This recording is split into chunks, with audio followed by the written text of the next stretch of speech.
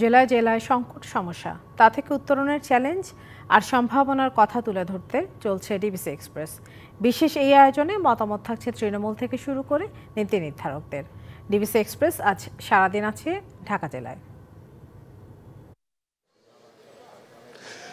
DBC নিউজের বিশেষ আয়োজন ডিবিসি এক্সপ্রেস আজ সারাদিন আছি এই ধামরাই উপজেলা। সেখানে যে বিভিন্ন সমস্যা সমাধানে উত্তরণের নীতি নির্ধারকরা কী বলছে, সাধারণ মানুষের যে দুর্ভোগ পোহাতে হচ্ছে সেসব বিষয় তুলে ধরার চেষ্টা করছি। আমার সঙ্গে এই মুহূর্তে যুক্ত আছেন এই ধামরাই উপজেলার সাধারণ মানুষ, তারা আসলে ভুক্তভোগী দীর্ঘদিন ধরে সেই সব বিষয় তুলে ধরার চেষ্টা করব।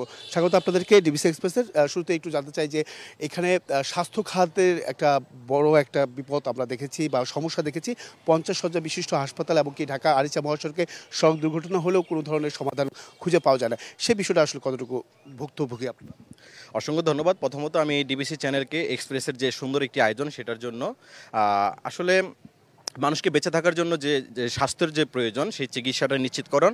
ধামরাই উপজেলার যদি কথা বলি, আমরা 50 শয্যা হলেও সেটার যে মান থাকার কথা, সেবার মান, সেখানে শুধু প্যারাসিটামল এবং হচ্ছে আপনার নাপা ছাড়া কোনো চিকিৎসা মেলে।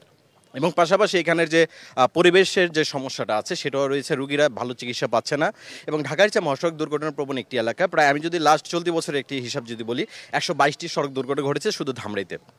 এর মধ্যে নিহতের সংখ্যা আছে 8 জন এবং 134 জন শুধু আহতের সংখ্যা আছে, পঙ্গুত্ব বরণ করেছে। কিন্তু দ্রুত সময়ের মধ্যে যে চিকিৎসা দেওয়ার কথা ছিল, ট্রমা সেন্টারটি আমাদের ধামরাই উপজেলা প্রায় 17টি বছর ধরে এটা পড়ে আছে, কিন্তু এটা শুরুতেই মৃত্যু হয়ে গেছে, কোনো আমাদের ফলাফল পাচ্ছি না।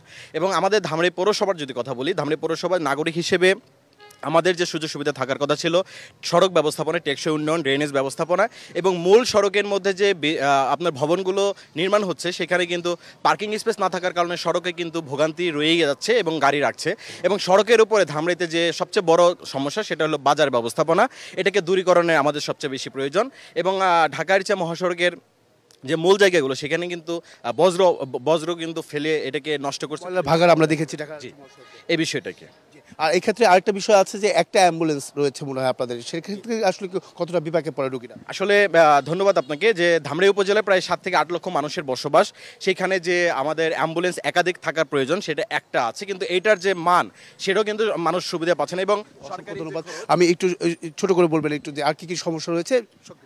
মেইনলি হচ্ছে আমাদের যে ময়লার মানে এক ক্যাটাগরির একটা পৌরসভাতে যে পরিমাণ ময়লা ব্যবস্থা থাকা উচিত, আমাদের বাসার থেকে আপনার ময়লা সংগ্রহ করতে এমন একদিনের জায়গায় 3 দিনও লেগে যাচ্ছে। অসংখ্য ধন্যবাদ। এই জায়গায় একটু কথা বলতে চাই, আর কি কি সমস্যা রয়েছে একটু ছোট করে বলুন। আমাদের ধামরাই পৌরসভার সবচেয়ে বড় সমস্যা হচ্ছে ড্রেনের ব্যবস্থা। আমাদের কোনো ড্রেনের ব্যবস্থা নাই এবং খুবই যাতা অবস্থা।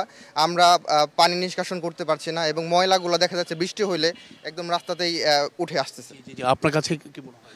যে আমাদের ধামরাইতে আসলে পরিবেশের ব্যাপক অবনতি। আমাদের ধামরাইতে বেশ অনেক ইন্ডাস্ট্রি রয়েছে, কিন্তু এদের হচ্ছে বজ্র ব্যবস্থাপনা এবং হচ্ছে ভালো পরিবেশের ভালো ব্যবস্থা নেই। এর কারণ হচ্ছে আমাদের ধামরাইতে ব্যাপক পরিমাণ পরিবেশ দূষণ হচ্ছে। অসংখ্য ধন্যবাদ, আপনারা এতক্ষণ আমাদের সঙ্গে ছিলেন। পরবর্তী সংবাদ বিকেল 5টায় থাকছে ভিন্ন কোনো জায়গা থেকে যে সাধারণ মানুষের ভোগান্তি সেসব বিষয় তুলে ধরার চেষ্টা করবো। সঙ্গে থাকুন ডিবিসি এক্সপ্রেসের।